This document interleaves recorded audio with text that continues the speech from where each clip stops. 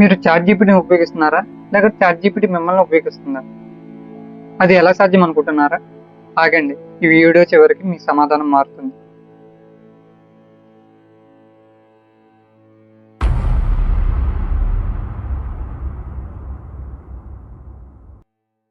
ఈరోజు మీరు చాట్‌జీపీటీని ఎన్నిసార్లు ఓపెన్ చేశారు?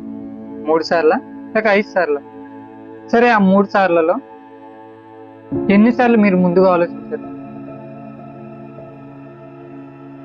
ఎన్నిసార్లు చాట్‌జీపీటీని ముందుగా అడిగారు? ఇక్కడే అసలు కథ మొదలవుతుంది.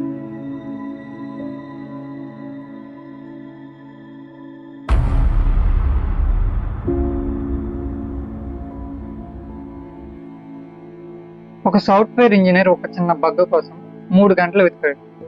చివరికి చాట్‌జీపీటీని అడిగాడు. 20 సెకండ్‌లో ఆన్సర్ వచ్చింది. అందరూ ఏమన్నారు?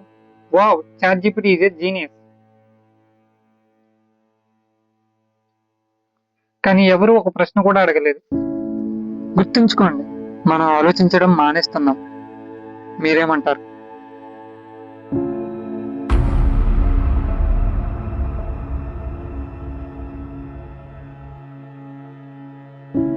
ఒక స్టూడెంట్ ఒక చాప్టర్ని 4 సార్లు చదివాడు. అర్థం కాలేదు. చాట్‌జీపీటీని అడిగాడు. 30 సెకండ్లలో అర్థమయ్యేలా వివరించింది.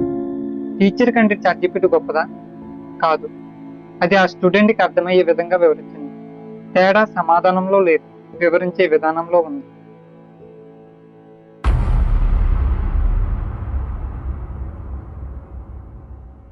ఇప్పుడు మొదట అడిగిన ప్రశ్న గుర్తుందా? మీరు చాట్‌జీపీటీని ఉపయోగిస్తున్నారా? లేక చాట్‌జీపీటీ మిమ్మల్ని ఉపయోగిస్తుందా? సమాధానం చాలా సింపుల్.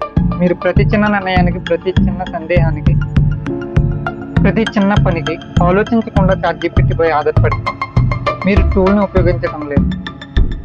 నెమ్మదిగా టూల్ మీద ఆధారపడుతున్నారు. ఈ రెండింటికి మధ్య తేడా చాలా పెద్దది.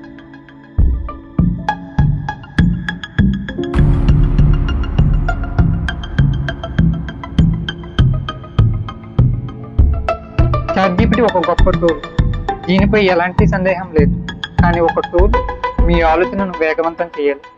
మీ ఆలోచనను భర్తీ చేయకూడదు. కాబట్టి ఇకపై చాట్‌జీపీటీని ఓపెన్ చేసే ముందు ఒక ప్రశ్న మాత్రం మర్చిపోవద్దు. నేను ఆన్సర్ కోసం వచ్చానా? లేక ఆలోచించడం మానేశానా? ఎందుకంటే ఏఐ యొక్క అసలు శక్తి దాని ఆన్సర్లో లేదు, దాన్ని ఉపయోగించే మనిషి ఆలోచనలో ఉంది. ఇలాంటి అడ్వాన్స్డ్ వీడియోల కోసం మా ఛానల్ని సబ్స్క్రైబ్ చేయండి. Thank you.